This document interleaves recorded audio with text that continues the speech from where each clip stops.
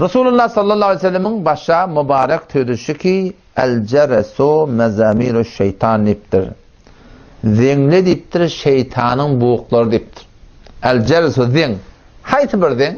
Mezamiru şeytan, şeytanın buğuşu diptir.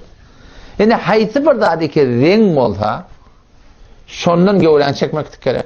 Adam şu daydan şu an öyün telefonu var. Şol bir daha diye bolsun o da ki o kadar mederhang deyin var biliyor musun? Mederhang. Bizim kop telefonumuz durlarda bir tezat çıkarma var ya şundan bir nemetten bir bilir falan deyin ortu. Şona müzik koymalıydın. Bir dengurdungur var ama şu Nokia'nın öyle bir dengurdungurcu var da biliyor musun? Hayti bir daha diye ki şoförün malakın sazı musiki tuğratında bolayan olsa şunu elinden geliyen olsa ayırıp da şuna bir İslami bir zat koymak gerek.